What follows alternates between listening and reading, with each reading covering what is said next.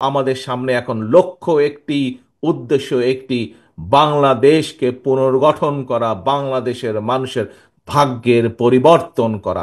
আমরা ইনশাল্লাহ ঐক্যবদ্ধভাবে গণতন্ত্রের জন্য সংগ্রাম করব। নতুন নেতৃত্বকে আপনারা দায়িত্ব দেবেন, কারা আগামী 2 বছর পর্যন্ত এই জেলায় বিএনপির সংগঠনকে গড়ে তুলবে, বিএনপির সংগঠনকে মানুষের ভেতরে নিয়ে যাবে। কোন সে নেতৃবৃন্দ? অর্থাৎ দলকে কিভাবে সংগঠিত করবে, দলের আদর্শ, দলের নীতি সঠিকভাবে মানুষের কাছে পৌঁছে দিবে।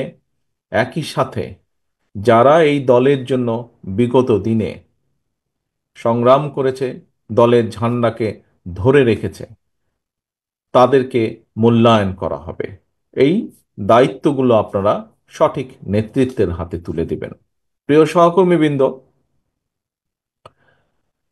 বাংলাদেশ জাতীয়তাবাদী দল বাংলাদেশের গণতন্ত্রের পক্ষের যে আরও রাজনৈতিক দল আছে, তাদের সকলকে একত্রিত করে বিগত প্রায় 16 বছর ধরে বাংলাদেশের ঘাড়ে চেপে থাকা যে স্বৈরাচার ছিল, যে খুনি সরকারটি ছিল, যে নির্দ্বিধায় নিজের ক্ষমতা ধরে রাখার জন্য নির্দ্বিধায় যে শত শত না হাজার হাজার মানুষকে খুন করেছে, সেই খুনি স্বৈরাচারের বিরুদ্ধে আন্দোলন করেছিল এবং পরিশেষে ছাত্র জনতা, সমাজের সকল স্তরের, শ্রেণী পেশা নির্বিশেষে সকল ধরনের মানুষ ঐক্যবদ্ধভাবে সেই স্বৈরাচারকে, সেই খুনি স্বৈরাচারকে পতন ঘটিয়েছে।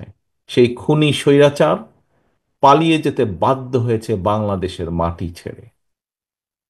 প্রিয় সহকর্মীবৃন্দ, আজ আপনারা এখানে যেমন একত্রিত হয়েছেন, কিভাবে দলের আগামী দিনের নেতৃত্বকে আপনারা ঠিক করবেন, ঠিক একইভাবে দলকে আবার পুনর্গঠিত করবেন, দলের নেতৃত্বকে ঠিক করবেন, ঠিক একইভাবে এখন সামনে সময় এসেছে যেই ভোটের অধিকারের দাবিতে, মানুষের কথা বলার অধিকার, রাজনৈতিক অধিকার প্রতিষ্ঠার দাবিতে বাংলাদেশের গণতান্ত্রিকামী মানুষ এত বছর পর্যন্ত আন্দোলন সংগ্রাম করেছে, কারণ তারা তাদের অধিকার ফিরে পেতে চেয়েছিল। আজ সামনে সময় এসেছে বাংলাদেশের মানুষের অধিকার প্রতিষ্ঠিত করার। বাংলাদেশের মানুষের গণতান্ত্রিক অধিকার, রাজনৈতিক অধিকার, অর্থনৈতিক অধিকার প্রতিষ্ঠা করার সময় এবং সুযোগ এসেছে। অর্থাৎ যেই প্রক্রিয়ার, গণতান্ত্রিক প্রক্রিয়ার মাধ্যমে বাংলাদেশের মানুষ তাদের ভবিষ্যৎ নেতৃত্বকে, কারা এই দেশের নেতৃত্ব দিবে, কারা বাংলাদেশের মানুষের রাজনৈতিক অধিকারকে প্রতিষ্ঠিত করবে, কারা বাংলাদেশের মানুষের, সাধারণ মানুষের, প্রান্তিক মানুষের অর্থনৈতিক মুক্তি অর্জনে সহযোগিতা করবে, সেই নেতৃত্বকে বাছাই করার সময় এসেছে। এবং সেটি কি, কোন প্রক্রিয়া? গণতান্ত্রিকভাবে, অর্থাৎ ভোটের প্রক্রিয়ার মাধ্যমে, জাতীয় নির্বাচন বা ভোটের প্রক্রিয়ার মাধ্যমে বাংলাদেশের মানুষ সেই নেতৃত্বকে বাছাই করে নেবে। প্রিয় সহকর্মীবৃন্দ, বিগত স্বৈরাচারের সময় বা খুনি স্বৈরাচারের সময় যেই স্বৈরাচার পালিয়ে গিয়েছে, আমরা দেখেছি তারা কিভাবে বাংলাদেশের প্রতিটি প্রতিষ্ঠানকে ধ্বংস করে দিয়েছিল। বাংলাদেশের অর্থনীতি, বাংলাদেশের শিক্ষা, বাংলাদেশের বিচার ব্যবস্থা, বাংলাদেশের পুলিশ প্রশাসন, বাংলাদেশের আমলাতন্ত্র থেকে শুরু করে বাংলাদেশের কৃষি, যাই বলি না কেন, শিল্প, অর্থনীতি, সব প্রতিটা ক্ষেত্রকে তারা ধ্বংস করে দিয়েছিল। এমনকি নির্বাচন ব্যবস্থাকেও ধ্বংস করে দিয়েছিল। আপনারা এখানে বহু মানুষ আপনারা আছেন, আজ হাজারো মানুষ উপস্থিত আছেন। আপনাদের প্রত্যেকের মনে আছে 2014 সাল বলুন, 2018 সাল বলুন বা 2024 সাল বলুন, নির্বাচনের নামে দেশের মানুষের সাথে যে প্রতারণা করা হয়েছে, নির্বাচনের নামে দেশের মানুষের সাথে যে তামাশা করা হয়েছে, নির্বাচনের নামে কিভাবে জনগণের ভোটের অধিকারকে কেড়ে নেওয়া হয়েছিল, নির্বাচনের প্রহসনের নির্বাচন নামে কিভাবে বাংলাদেশের মানুষের অমূল্য যে সম্পদ নির্বাচনী ব্যবস্থা সেটিকে ধ্বংস করে দেওয়া হয়েছিল, তার প্রত্যক্ষ দোষী এখানে উপস্থিত প্রতিটা মানুষ তথা বাংলাদেশের 20 কোটি মানুষ। প্রিয় সহকর্মীবৃন্দ, এই যে আপনাদের প্রিয় রাজনৈতিক দল বাংলাদেশ জাতীয়তাবাদী দল, অতীতেও অতীতেও যতবার বিভিন্ন স্বৈরাচার এসে বিভিন্ন সময় এই দেশকে, দেশের মানুষের অধিকার যখন কেড়ে নিয়েছিল, এই দেশের মানুষের অর্থনৈতিক অধিকার, মুক্তির সংগ্রামের অধিকারকে যখন কেড়ে নিয়েছিল, প্রতিটা সময়ে বিএনপি জনগণের পাশে দাঁড়িয়েছে। বাংলাদেশের মানুষ বাংলাদেশ জাতীয়তাবাদী দল বিএনপিকে দায়িত্ব দিয়েছে এবং বাংলাদেশ জাতীয়তাবাদী দল চেষ্টা করেছে বাংলাদেশের মানুষের দেওয়া সেই দায়িত্বকে, পবিত্র দায়িত্বকে যথাযথভাবে পালন করার। এবং সেজন্যই আমরা দেখেছি যে বাংলাদেশের মানুষের বহুদলীয় গণতন্ত্রের যে অধিকার সেটি বিএনপি প্রতিষ্ঠার চেষ্টা করেছে। বাংলাদেশের মানুষের যে প্রত্যাশা সংসদীয় গণতন্ত্র, সেটি দেখেছি আমরা দেশনেত্রী খালেদা জিয়ার নেতৃত্বে বাংলাদেশে প্রতিষ্ঠিত হয়েছে। বাংলাদেশের সংবাদপত্রের যে স্বাধীনতা, কথা বলার যে অধিকার, সেটি আমরা দেখেছি আপনাদের দল বিএনপি যখন দেশ পরিচালনা করেছে সেই সময় তারা চেষ্টা করেছে কৃষকের পাশে দাঁড়ানোর জন্য।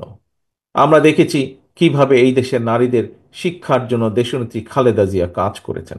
আমরা দেখেছি কিভাবে এই দেশে আপনাদের প্রিয় দল বাংলাদেশ জাতীয়তাবাদী দল যখন দেশ পরিচালনার সুযোগ পেয়েছে তখন ধীরে ধীরে মানুষের যাতে কর্মসংস্থানের ব্যবস্থায় কিভাবে ধীরে ধীরে বিভিন্নভাবে মিল, ফ্যাক্টরি, কল কারখানা গড়ে তুলেছে।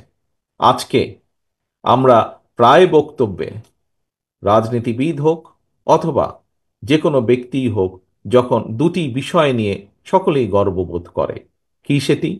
এক হচ্ছে বিদেশে আমাদের যে প্রবাসী ভাইরা আছেন, কোটি কোটি, 1.5 কোটির মতন প্রবাসী ভাই আছেন যারা কষ্টার্জিত অর্থ বৈদেশিক মুদ্রা দেশে পাঠান। এই প্রবাসী আয়, এটি নিয়ে বাংলাদেশের অনেক মানুষ গর্ব করে।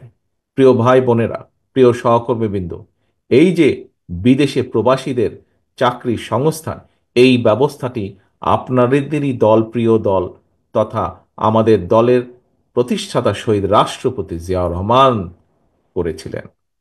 একই সাথে যেই গার্মেন্ট শিল্পের কথা আমরা বলে থাকি, যেই গার্মেন্ট শিল্পের জন্য সারা বিশ্বে আজকে বাংলাদেশ পরিচিত, সেই গার্মেন্ট শিল্পেরও যাত্রা শুরু করেছিলেন শহীদ রাষ্ট্রপতি জিয়াউর রহমান।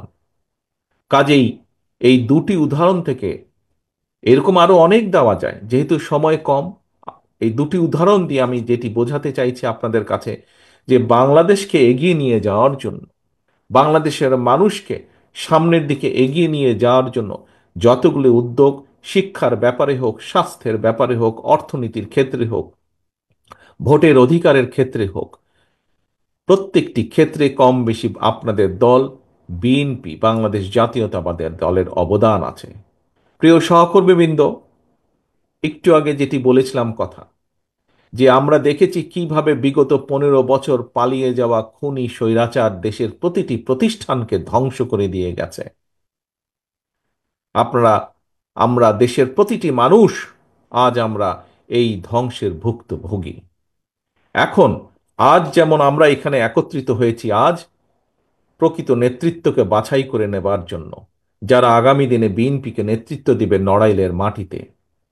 সামনে সময় এসেছে প্রকৃত নেতৃত্বকে, দেশের নেতৃত্ব যারা দিবে তাদেরকেও বাছাই করার সময় এসেছে। প্রিয় সহকর্মীবৃন্দ, দেশকে ধ্বংস করে ফেলা হয়েছিল বিগত 15 বছর। এখন সময় এসেছে দেশকে গড়ে তোলার। আমরা দেশের মানুষের সামনে 1 মাস, 2 মাস বা 3 মাস আগেও নয়, আমরা আজ থেকে 2.5 বছর আগে প্রায় বাংলাদেশের মানুষের সামনে আমরা উপস্থাপন করেছি আমাদের 31 দফা দাবি। কি সেই 31 দফা? এর মধ্যে আপনারা কম বেশি প্রত্যেকেই ওয়াকেফাল আছেন, অবহিত আছেন এই 31 দফা নেই। এই 31 দফাটা কি? 31 দফাটা হচ্ছে বিগত 15 বছর এই স্বৈরাচার, পালিয়ে যাওয়া স্বৈরাচার, যে খুনি স্বৈরাচার দেশকে ধ্বংস করেছে, কিভাবে দেশকে আমরা আবার সামনের দিকে এগিয়ে নিয়ে যাব তার একটি পরিকল্পনা দেশের মানুষের সামনে আমরা উপস্থাপন করেছি। প্রিয় সহকর্মীবৃন্দ, আজকের এই সম্মেলনের মাধ্যমে আমরা যেরকম দলকে আবার পুনর্গঠিত করার নতুন উদ্যোগ নিয়েছি, ঠিক একইভাবে দেশকেও আমাদেরকে পুনর্গঠন করতে হবে। এই রাষ্ট্র কাঠামোকে আমাদের মেরামত করতে হবে। কারণ বাংলাদেশের মানুষ অতীতে দেখেছে, কম বেশি যতটুকুই সম্ভব হয়েছে, বাংলাদেশ জাতীয়তাবাদী দল, এই আপনাদের প্রিয় দল, এই দলই দেশের মানুষের জন্য, দেশের জন্য কাজ করেছে।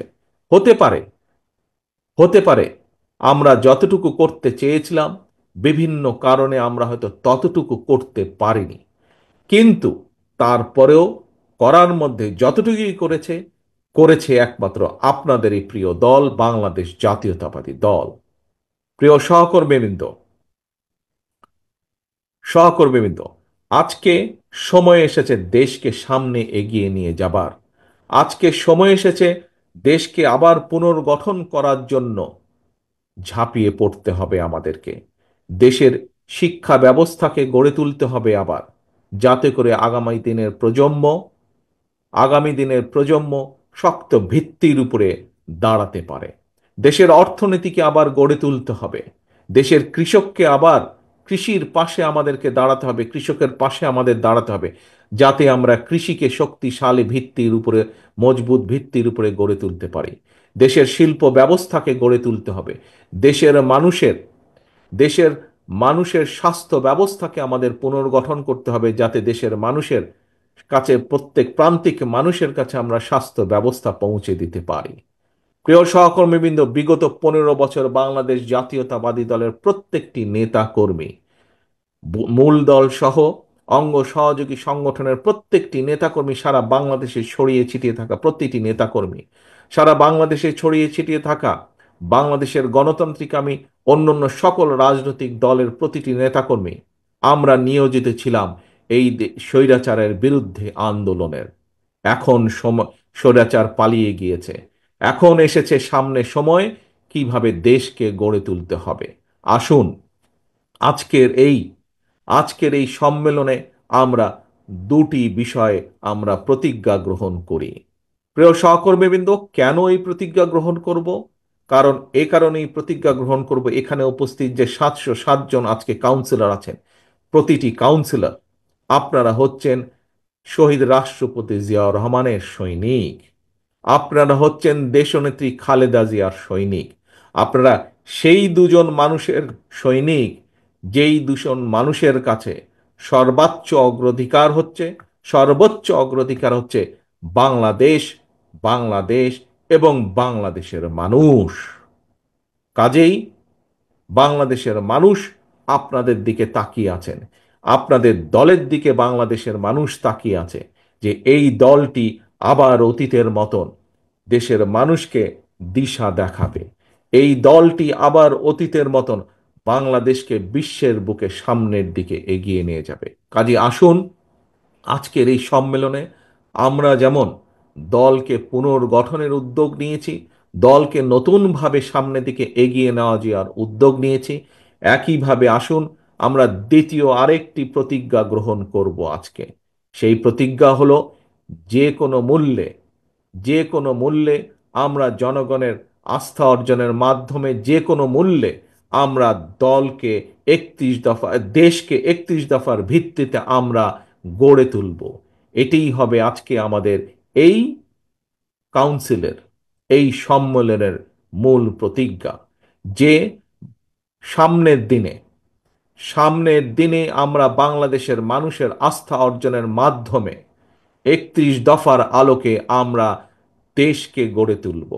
কারণ আমাদের সামনে এখন একটি প্রায়োরিটি, আমাদের সামনে এখন একটি লক্ষ্য, একটি উদ্দেশ্য, সেটি বাংলাদেশকে পুনর্গঠন করা, বাংলাদেশের মানুষের ভবিষ্যৎকে গড়ে তোলা, বাংলাদেশকে রাষ্ট্র ব্যবস্থাকে আবার মেরামত করা।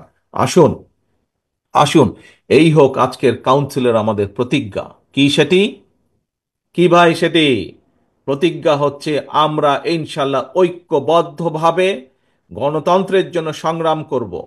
আমরা উপস্থিত এখানে প্রতিটা মানুষ ঐক্যবদ্ধভাবে দেশকে পুনর্গঠন করব। আমাদের সামনে এখন লক্ষ্য একটি, উদ্দেশ্য একটি, বাংলাদেশকে পুনর্গঠন করা, বাংলাদেশের মানুষের ভাগ্যের পরিবর্তন করা। এটিই হবে আমাদের আজকের এই কাউন্সিলের লক্ষ্য, এই কাউন্সিলের উদ্দেশ্য।